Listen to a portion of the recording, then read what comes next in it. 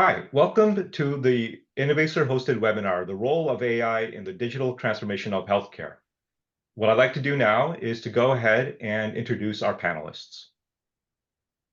Next slide.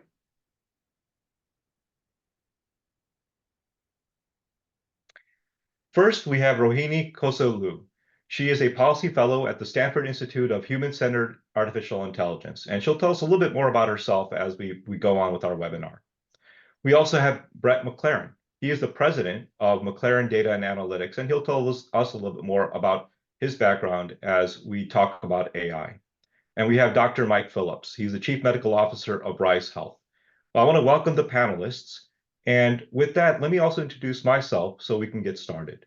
I'm Anil Jain. I'm the chief innovation officer of Innovacer, and I have the distinct privilege of asking these esteemed colleagues various questions about what the role of AI is when we think about the digital transformation of healthcare. So why don't we go to our gallery view so we can see each other? And let's start with the very first sort of question that I have for our panelists. And we'll start with Brett. So different people mean different things when they say AI. And certainly AI has taken on an entirely new way of looking in the last, I would say, 13 to 18 months as generative AI has taken off. When you hear AI, what do you think about? How do you define AI for our audience? Let's level set us, please. Make sure I'm unmuted. Yeah, I mean, well, I'll take my layman's definition because I think everyone says different things. And I think the way I would describe it is artificial intelligence, most simply, is just creating computer systems that can perform tasks that typically require human intelligence. And these systems can learn from data, recognize patterns, understand human language, and even interact with their environment. So without going into too much detail, the most common categories that you'll hear in this space are like machine learning, neural networks, natural language processing and understanding, computer vision, and reinforcement learning. Now, to your point about like, why is this such a hot topic right now? Well, you kind of covered it. So I would say like machine learning and data science, they've been around, like they've proliferated over the last 5 to 10 years, certainly existed before then. And certainly value is being created and realized. But I would say it was typically sort of siloed to a particular team, like a data science team. Operationalization of those solutions has been challenging, and it rarely achieved board level awareness. I think that all changed, as you said, with the release of OpenAI's ChatGPT in late 2022. And I sort of consider that time to be the kickoff of the democratization of AI, because now everyone could use it. And even though I think its broad utility is still in its relative infancy, AI became a topic on everyone's mind and in every boardroom in America. And those boards wanted to make sure that their company wasn't left behind. So I think of it as kind of AI's internet moment, similar to the late 90s when everyone began to see how that technology was going to change the world. Now, Brett, just a quick follow-up question. As you've gone from Sharp Healthcare to Kaiser Permanente to Providence, have you seen the importance of AI? You mentioned the boardroom, the importance of AI being discussed in the boardroom. And I'll start with you, just if you give a quick sense of, is it something that is now dominating the boardroom, or is it one of these check boxes that everyone's just sort of asking? Or is it really something strategic that's happening? I feel like it's not going away. Like it's a topic that keeps coming up and in different ways, right? So at first it was like, what are we doing about this? Are we going to adopt it? How are we going to adopt it? And then sort of conversely, there was like, how are we going to not like let all our data go away? And how are we going to make sure we control this and people aren't going crazy? And so that sort of the risk conversation has been certainly present. I think that's evolved now to how are we going to invest in this, and how are we going to invest in it in a responsible way? Okay, great, great. Now, Mike, you and I first met when you were at Cleveland Clinic, and you went on to Intermountain Healthcare, and then you went on to be the chief medical officer of Rise, and you've done things in between. Anything you want to add to Brett's definition of AI in terms of level setting us and how you've seen that term evolve over time? Yeah, I think that it has the opportunity to answer questions that people don't normally think about and really are not the purview of sort of human brains. Human brains are really, they were designed to keep you out of the bellies of tigers, right? They see the most important thing. They learn through risk in that way. Recency fallacy and a whole slew of other learning errors occur in human brains. The nice thing about AI is that it can look at an enormous amount of data, develop a set of real likelihoods for you, and present relevancy to that. So I actually think, unlike many of the things that we've seen, and part of my work at Intermountain was a part of Intermountain Ventures. It used to be that you would walk into a room with some folks who were, wanted to pitch you something, and it would be, big data, blockchain, and all these things would come out of their mouth in the first 3 seconds. And, it was just the buzzword on this. I actually think that AI actually has legs in comparison to the remainder of things, because it actually can deliver relevant data at the point of care. And I think that it's a huge difference. Great, great. I certainly recall those kinds of words uttering out of my mouth when I was looking for investors and things of that sort. So it's a very good That's point. right. So, For those yeah, if you days. can get them out in 3 seconds, it's the sign of an entrepreneur. Yeah, absolutely. Now, Rohini, you're a former deputy assistant to the president and a domestic policy advisor to the vice president. And certainly you've seen the transformation happening with just the term AI and the evolution of it. Anything you want to add to what Brett and Mike have shared in terms of thinking about AI and level setting us? Sure. Well, so I do think it depends for everybody on where in the ecosystem you're receiving it. I do think, though, the world did have a change with one thing, just to, in the world of Brett talking through different terms, is like when we got to a place where we were introduced to the concept of generative AI. So you have AI that can now create content, and it can go back and refine it based on the questions that you ask. And that has a lot of different implications than the world in which we were before, which is just more about the connections and insights, and can you do this faster and better than a human? Creating content presents a whole number of opportunities, but also challenges. And I think whether it's, for me, whether it is in the policy domain of how do we talk about regulation, how do we think about regulation in a space where you're thinking about people as consumers and patients, compared to the questions on boards where, you have, for smaller companies, access to data. What does that data look like? And then you have bigger companies like, do you want to just give away your data to try different things? Those are real questions to grapple with, depending on your perch in these with, different companies, or even just, at Stanford, where we are trying to think through the most cutting edge areas of research, but also the discrepancy to the resources that the private sector has versus the public sector and research itself, to try and sort of study questions around what will be good in the best interests of humanity. Those are all kind of, they're such different places, but hopefully I think people can come to a place where they feel empowered, and that, they need to be part of this conversation because it's happening right now. Yeah, that's a great point.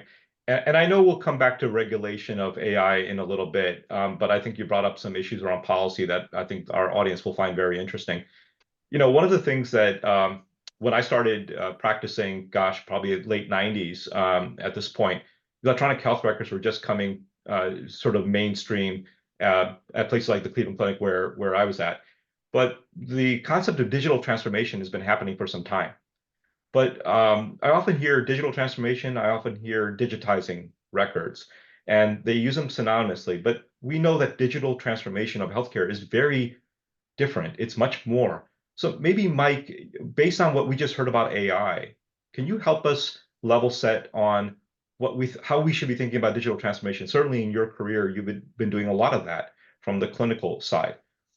How should we be thinking about digital transformation? Yeah, so I think the way that I would look at it is that when we asked people, or when we thought we were getting an electronic medical record, we thought we were getting an information system. What we ended up with was a record, just like the paper charts that we had. And I think initially people thought that, this would be familiar to people, it would make the transition easier.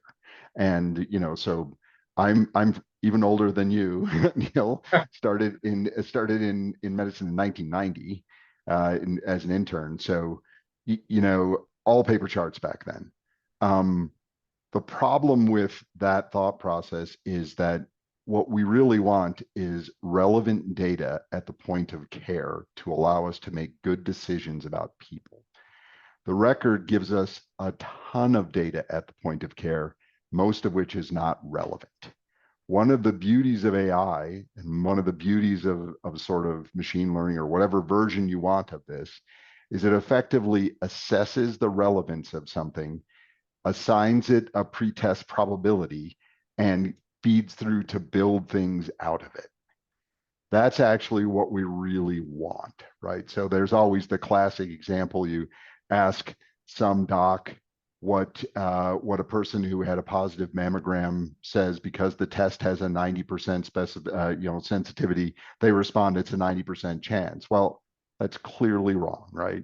The pretest probability is so low that the true chance is something like 9%, right? The beauty of AI and other things is that it does a lot of that in the background, and it does it much better than a human because it's a lot more data and it isn't swayed by the emotional aspects of it of the person in front of you. So our hope is that that information can be delivered at the point of care to allow people to make great decisions. So we end up with a relevant information system rather than a record, which is kind of what we have now. So, Mike, the only thing I heard in the entire thing you just said was that AI is better than us doctors. I think that's what I heard you say.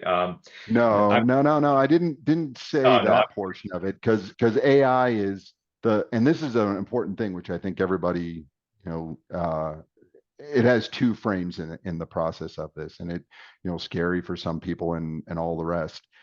The AI is only as good as the data set that you put into it, which needs to be highly curated and needs to be checked by someone in the process of it.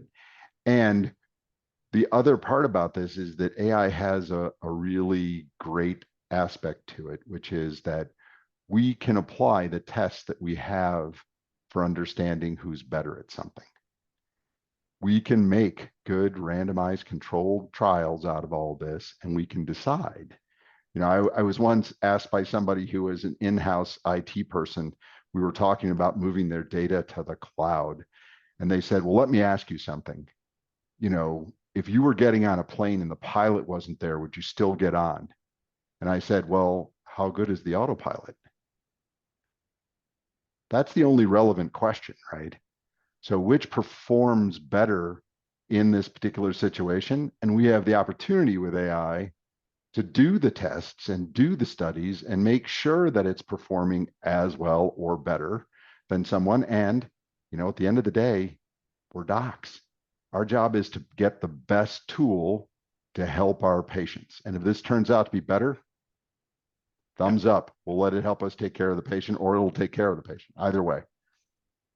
Yeah, one of the comments that I often would hear, especially with my time at IBM Watson, was that we would think of AI as not artificial intelligence, but augmented intelligence. Yeah, where man plus machine might be better than man alone, which maybe women plus machine would be better than women alone too.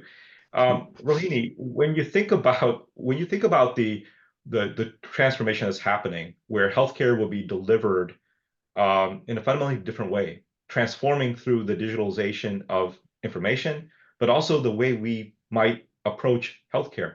How do you think through how do you align the way that policy might align with the transformation that's happening, and what we are going to be seeing in a few years with Mike and I maybe practicing with AI at our side versus practicing alone? How do you align those two things?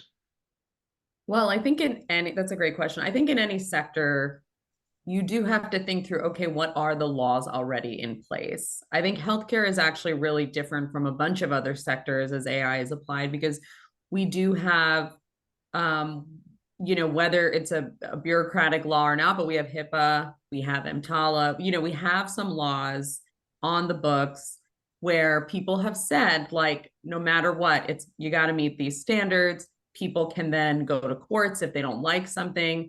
But they're there for a reason. And the reason in healthcare is a lot of times, I think better than other sectors, we really can identify there is a patient involved, there is a provider involved. What does that change look like when we're thinking about all the grappling of issues that we need to think through?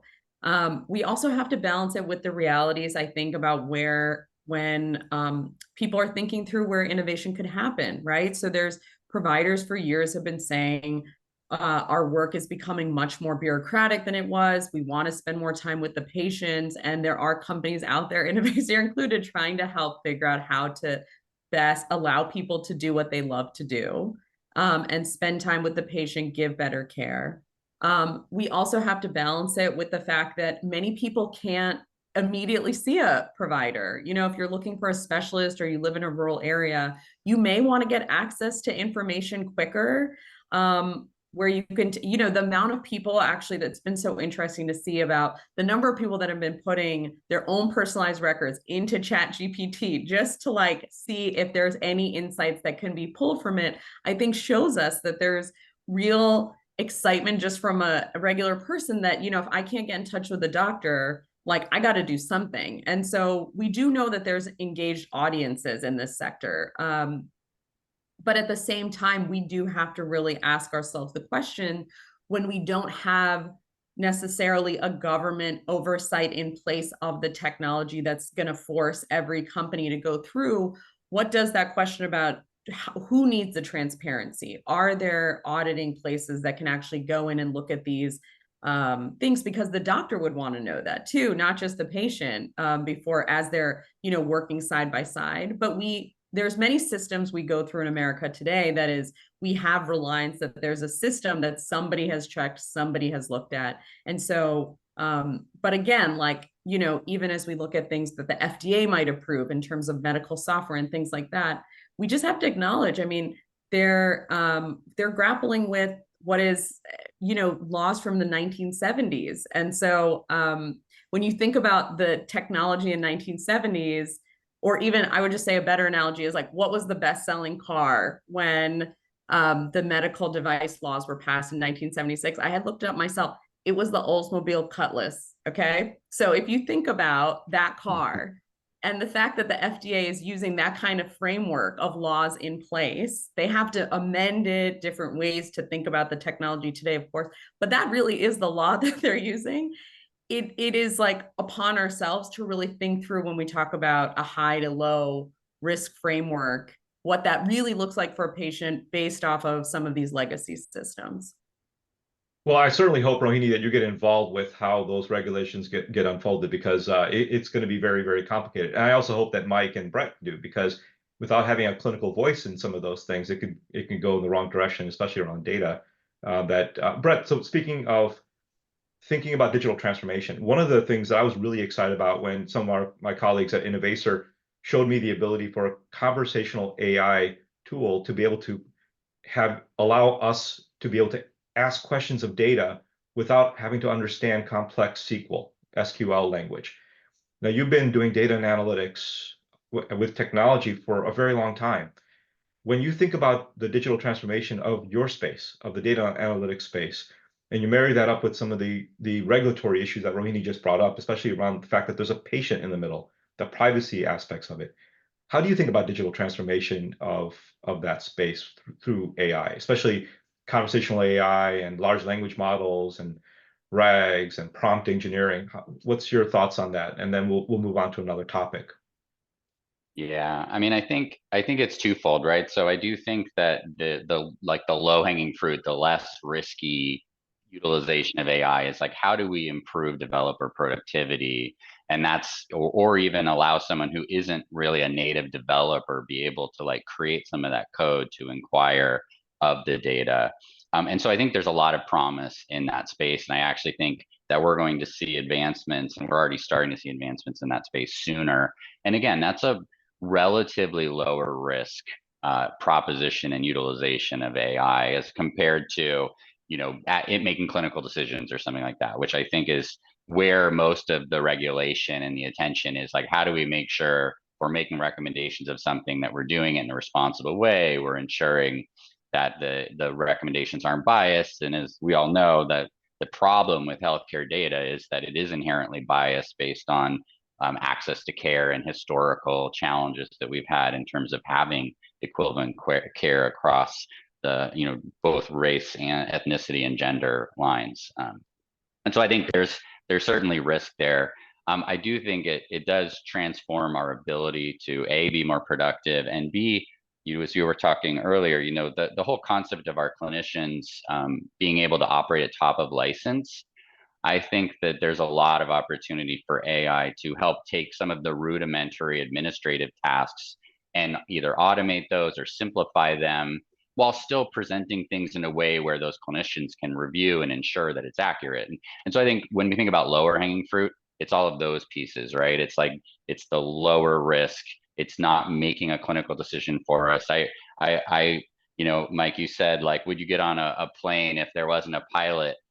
Depending on how, and I would still rather there be a pilot there, even if the AI is really, really good, because what if the computer glitches? What if there's, like something goes out? That's like, yes. So I think it's still important that we have that human in the loop. But I would say the only other aspect around data is like healthcare data is still really challenging, right? It's messy. It's mostly text-based. It's still not standard. As much as we have healthcare standards, let's be honest, like we're really bad at adopting them.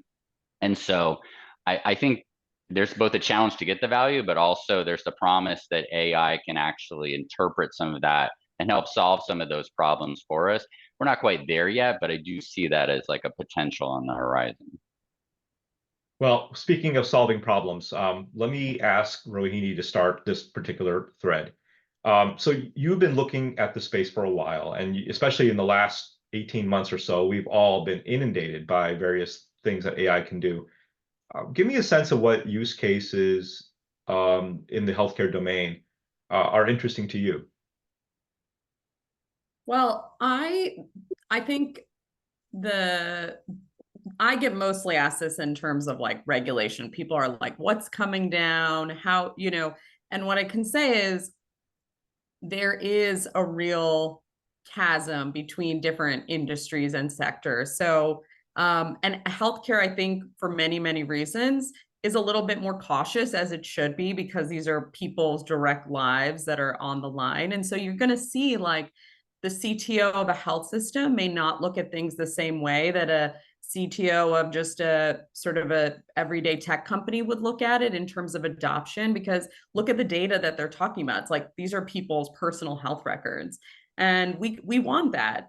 It has had its challenges. I mean, as people referenced before about the promise of electronic health records. And, back in the government days, we were talking about like, everyone's going to have one single health record. We're going to give billions of dollars. Now, catch up, fast forward, like we did give out billions of dollars, but we do not have one single universal health record. So, there is going to be some iterations, and we should, I think, use that as a learning experience. I think, and I actually think that's why many people that have been in the healthcare sector are a lot more cautious in general than you see on the other parts of the ecosystem in our economy, because they have been a bit like, oh, we definitely promised everyone we were going to have a single health record. We don't have it. You can't just like say you're going to do something and then, people want to really get this right. So I can tell that a lot more in the healthcare space.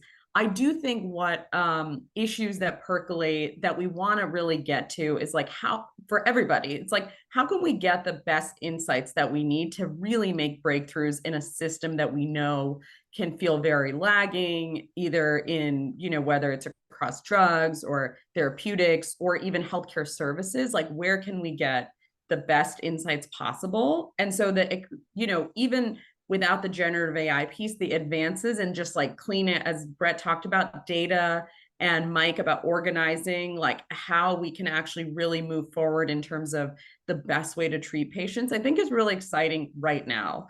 The concept that we could get to where AI in and of itself is like actually learning from itself to understand healthcare better and to give better healthcare.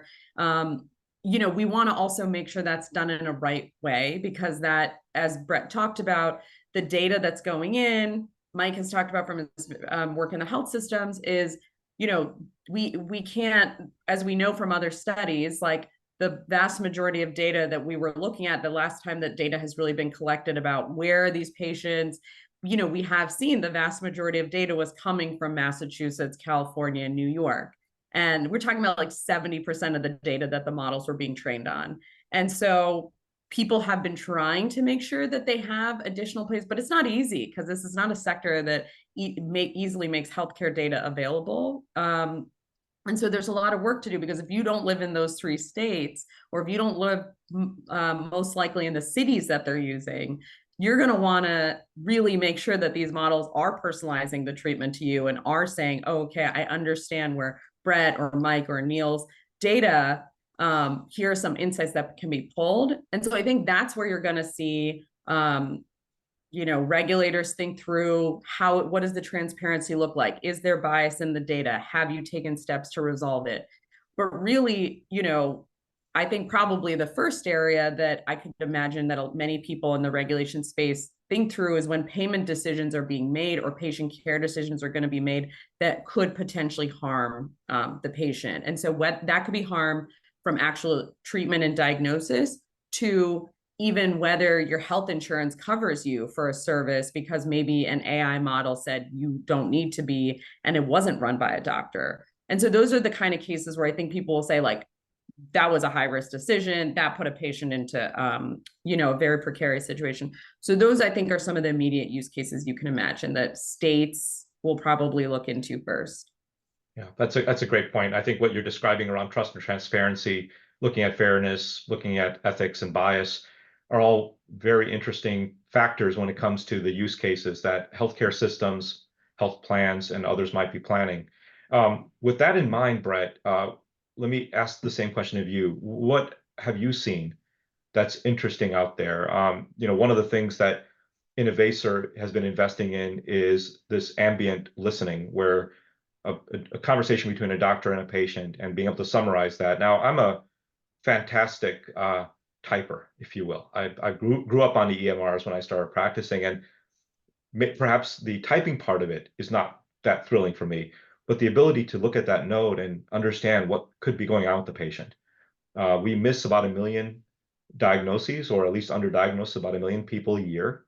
We only offer recommended services to about 50% of Americans every year, and about 1/3 of what we do is considered to be medical waste, fraud, or abuse.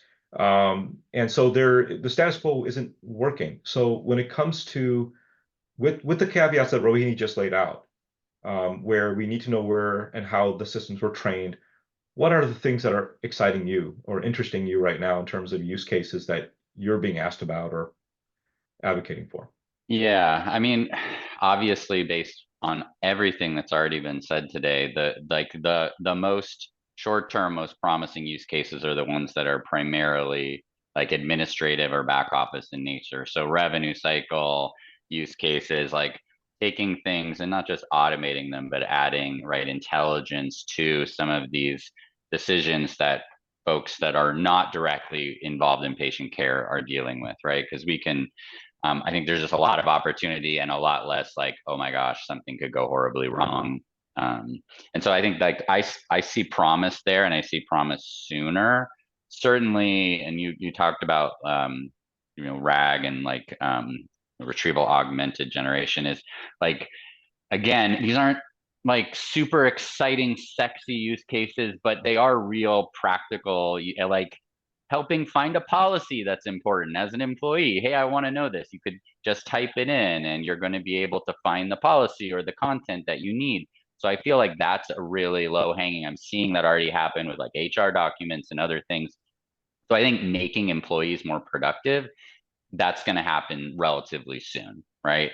I do think that, as you mentioned, augmented listening and ambient listening, like that, I do think is actually like like progress is happening there, and I see that's again administrative, but that administrative burden, I feel like there's a lot of desire behind that. I mean, every clinician that I've spoken to in the last, I don't know, at least 5 years has basically just said, I spend way too much time typing, right? I spend way too much time staring at a computer screen instead of interacting with the person that I am basically supposed to be caring for. So I do think there's a ton of potential there. And again, because it's going to require someone reviewing it, making sure it's accurate, I think the risk is relatively low there as well.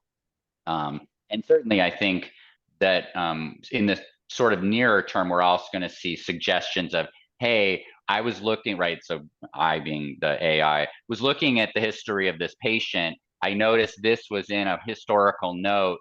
Based on what you've just been discussing with the patient, this may be relevant. You decide if it's relevant or not, but I'm going to present information I think that is relevant. So I do think like those things we're going to see. Clearly, as it relates to regulation, the concern about overcoding and fraud, waste and abuse is going to be a big thing, right? Because what we don't want is like the system to basically say, I'm going to maximize your coding by automating all of these things that could theoretically possibly be true, but may not be. Like that's not gonna go over well. So I think there's going to be a lot of like scrutiny on looking at sort of some of that use. But I think those are sort of some of the, I would say, more present options and opportunities for AI. Now, Mike, hearing Brett and hearing Rohini, I have to say, when I have conversations with clinicians about any kind of technology, any kind of advanced technology, the general feeling is that there's a bit of a pushback. Like, you know, they've gone through and perhaps even feel a little jaded by a generation of electronic health records that somehow in pretty much the only industry where the introduction of technology is actually added to the burden, if you will, compared to other industries. Now, when you look at that, the use cases that you are seeing, that you're helping your organization and others understand how this could actually lower the burden, and that we should be. And I'm one of those people that I'm really impatient about getting as much AI into the field because, again, status quo is unacceptable to me. But how do you see things? I mean, you're practicing, you're leading other clinicians. Where do you see things in terms of use cases? Yeah, I think very important something else that you touched on, Neil, which is that I would be less concerned or would be, have more concern about what the AI delivered if I didn't understand the variability that sits in medicine today. This is, and we go out and our company goes out and acquires primary care practices. And right. Part of the way that we try and make care more uniform is to use tools in the background. And it doesn't have to be anything fancy. I just want those people to take care of diabetes, hypertension, heart failure, some bone health issues, falls, and a few other things in a uniform way. And I can move the needle in cost by 15 to 20%. And these are not questioned by anybody. All the treatment pattern here is all the care paths are completely agreed upon, right? You could argue that some of the data was also derived from studies that were not appropriately set up in terms of the background of the people. If I can get AI to help me help my clinicians execute on that by listening to their discussion with the patient and generating an initial impression and plan in this process, and the doc can edit it after that. They can decide if they agree or disagree. What I can tell you, though, is that if you made it that easy, they're going to more likely agree with the treatment plan, which is actually recommended around the country. When we go out and look, and when I did this in Cleveland, when I did it at Intermountain, all those places, our ability to follow a care path was horrible. Oftentimes worse than chance, right? Less than 50%. So when you're looking at stuff like that, a simple thing that makes someone's task easier, generates a note, and oh, by the way, that note can be written in a way that it can be coded correctly in the process of things, right? Upcoding, downcoding, we could worry about that, but we'll have all the data. So we can statistically run that and see whether there's any systematic error being produced in the process and probably correct it quicker than we would find out about some practitioner out in the middle of nowhere, right? So, but the people who are looking at our coding are using AI. That's the first pass for all those coding companies. They have an AI that's running through and only kicking out a few things for humans to look at. We might as well do it right on the upfront end and let the AI put the stuff in the thing so that we can code it correctly.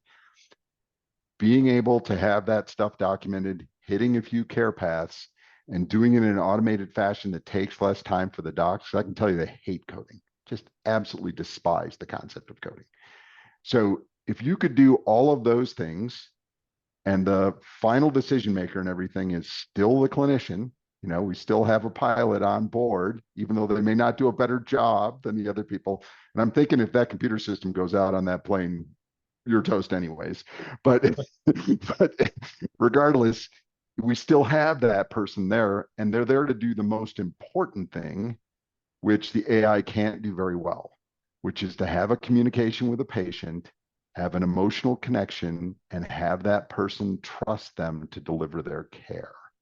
Because if you don't form that, the person's never going to do what you suggest. They still may not do it anyways, as you know, and you can make recommendations forever.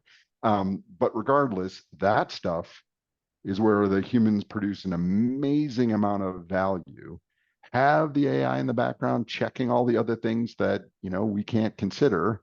And I would also, the concept about the biasing in the data, I'm very concerned about. I think it at least is measurable. I can't measure the bias of a clinician. I have no way to come in and honestly measure that.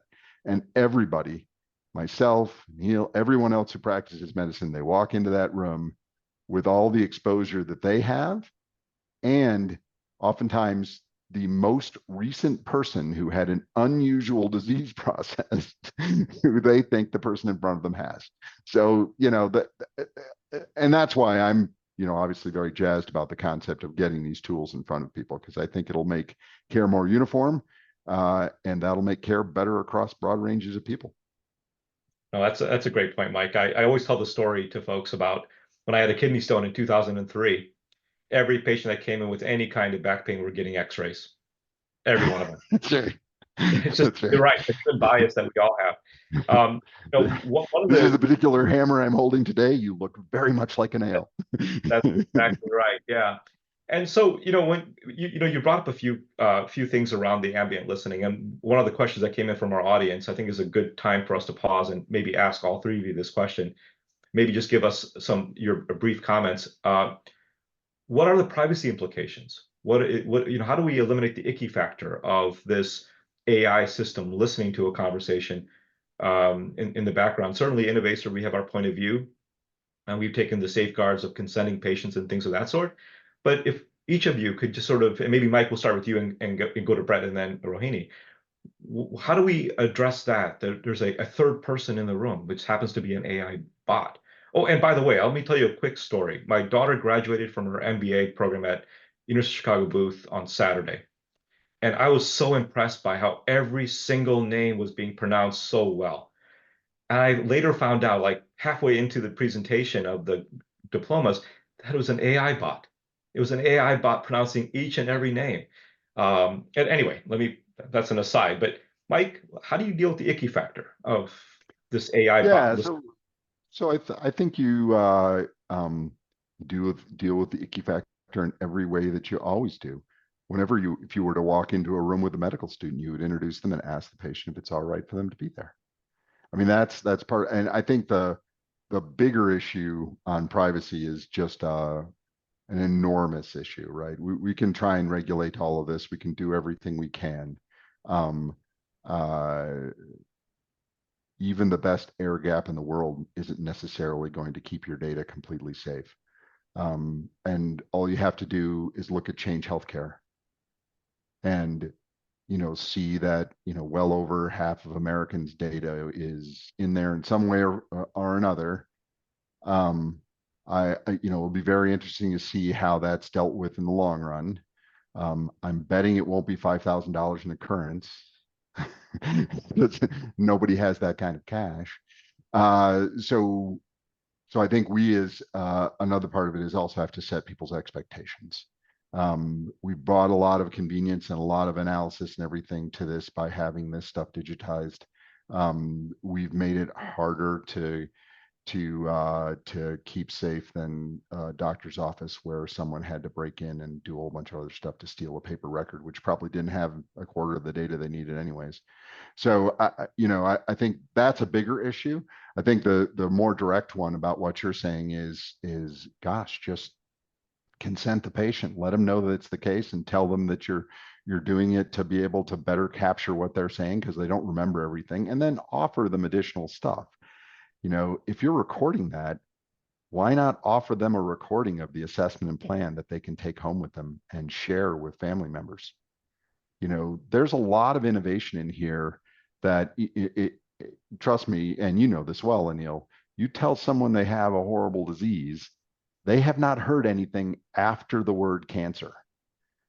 Right. So you can provide them with a recording of everything that you said, which never really makes it into a chart, but allows them to review it 5 times if they need to. So I think there are additional things that you can do, but the main answer is, gosh, you're just introducing them like you would any person that you walked into a training center with, or if you're on ID rounds, the 25 people who walk into the room.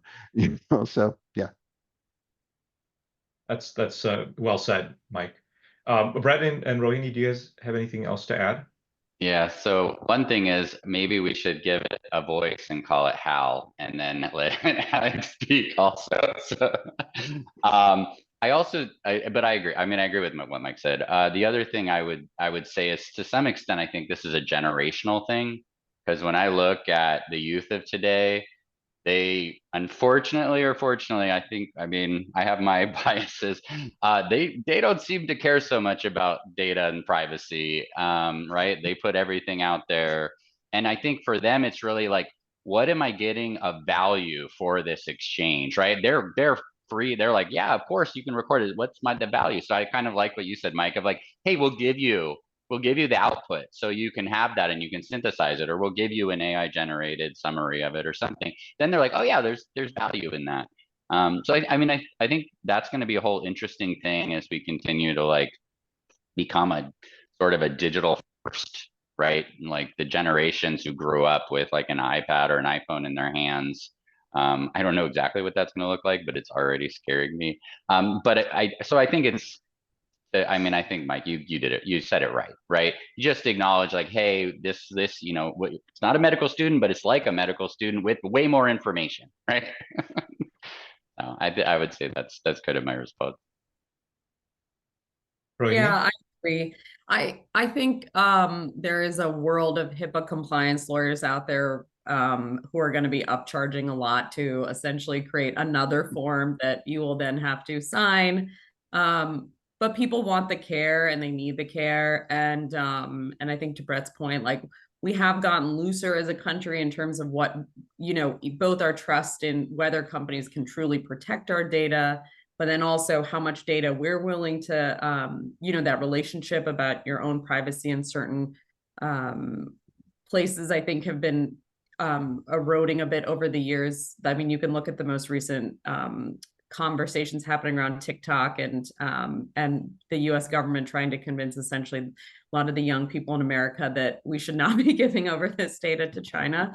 But again, I do think that we should not forget HIPAA is one of the sort of most longstanding privacy rules. We have it like on the books in totality. And so it's very unique, it's very special, and it's something that I do think that we should be very grateful that we have a culture of trying to do right by the patient in terms of informing them of their consent and trying to keep their data private to the extent that we can. But again, I think you're going to see more patients say like, well, if I have this condition, like, I want to know what treatment I can have, or I'm willing to give up my data if, I have this rare disease and there are others out there that could help cure it. You're going to see people be more open to that when they know that, there's an AI that could be helpful if they had more data in it. I do think you'll see some more collaboration in that space, whether it's research or just consumers themselves. No, that's a great point. I think HIPAA has an important role to play with AI, not just on the examples we're talking about where we're using tools to listen in on a conversation and provide added value both to the patient and to the provider, but also on the data that's being used to train the different AI systems. And before we go to Brett to maybe get us started on that thread, Brett, our version of your HAL is Sarah. That's what we call it at Innovacer. And we have thought about, what would the voice be like? And we are actually using it to create automated phone calls for appointments and all that. Although I have not yet heard her voice or seen what it does exactly. But we do. I think it's important to personify the AI investments we make because it's easier for our patients to then understand it and be able to relate to it. And I think it's easier for the physicians to think about how a new tool gets introduced in their practice. So that's a really good point. So Brett, HIPAA, data privacy and other aspects.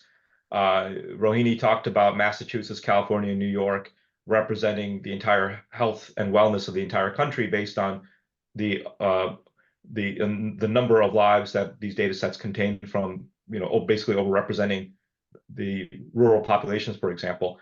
How do you deal with data? And what are some of the data aspects that have to do with AI? I think privacy is one that we've kind of touched on. Are there other aspects of it? Well, yeah, I mean, privacy is the one that everybody's talking about. I mean, I think, again, getting to clean, standardized data and of high quality is going to be something that is going to be sort of the next frontier of like, how do we actually truly scale AI in healthcare? We got to have better data, and maybe we can use AI to help with that better data. In fact, I do think that there's a lot of potential promise in how we can have AI dig through those reams of data and actually find the structure, and put it together and say, oh yeah, this is a hemoglobin A1C, even though it wasn't necessarily documented exactly like that. So I think that there's a lot of potential in making data better, and then that will aid in the utility of AI in general. Certainly, privacy and security. I mean, security has come up a couple times. And it feels like a really scary time to be a healthcare organization because, I mean, breaches are happening feels like almost every other day now. And I mean, this is a personal note, but like I know my SSN is on the dark web because it's been used inappropriately multiple times. And so now I just have a credit freeze always, so that doesn't happen. So I feel like now the breach of like clinical information is a lot scarier, right? Like just because of especially privacy implications about behavioral health and other things that are really we'd want to make sure we're being careful with all of that. I mean, I think you're right. The data needs to get better. It needs to get cleaner. It needs to be easier to document, which we've talked about. And we need to do our best to keep it secure and protected. And I mean, I think those are kind of the big things, and they align with AI and also just data and technology in general. Thanks, Brett. One of the things that, Mike, you said earlier about trying to reduce variation in care, it does require large amounts of data. Only about 30% of what we do in medicine is based on a guideline. The rest of it, we're kind of doing it on our own. And so when you think about high volumes of data and bringing that together and trying to draw out patterns, and what Rohini just said is most of this coming from New York, Massachusetts, and California. How do you deal with that? I think you do exactly what Brett just suggested. You'll let the AI formally look at the data sets. I think there's a huge opportunity to do that. And honestly, I would be ecstatic if we got to that problem. We already have the solutions who are out there for, we have a solution there because we have providers who are still there as a backbone to provide for things that are there, and they can sort through the data and make their best decision like they are now. If I could just get the things that we do have really good data on, because these are things that kill people every day, right? I mean, diabetes, hypertension, heart disease, all those things, they kill a tremendous number of people. If I could get folks and I could have the AI help folks just execute on those and pound really hard on them, right? Because we would do more good than we would for any of those other disease processes. And we can eventually figure a way to parse through that data. And we could get down to even orphan diseases with the right kind of background in AI and be able to go after those orphan diseases by collecting data from a tremendous number of places. But again, I'm a huge believer in blocking and tackling. Let's use this to block and tackle on the stuff that we have.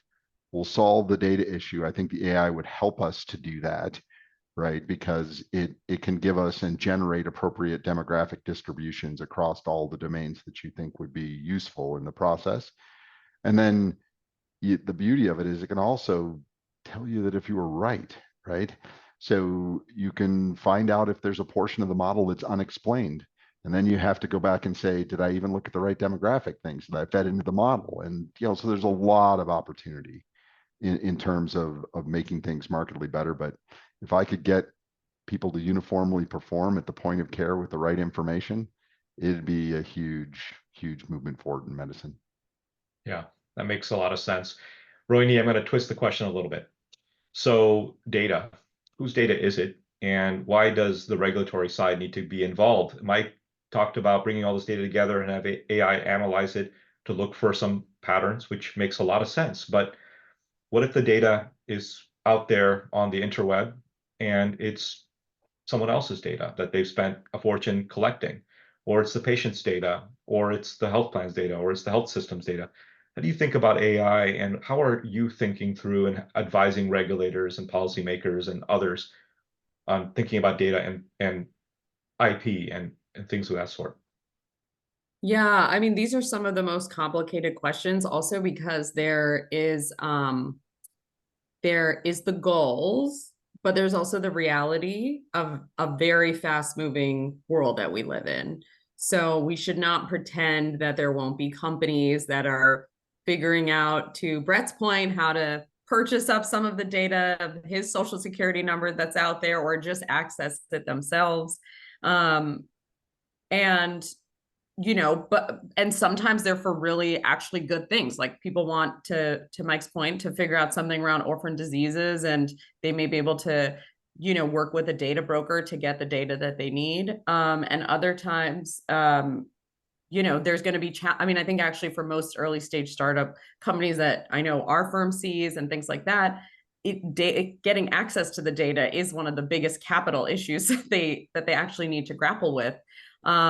Because just because you work with one health system, that's just one health system. And so a lot of times, some of the most capital intensive things that we see in our healthcare side is really like, how are you going to actually build this infrastructure through a robust quality of data?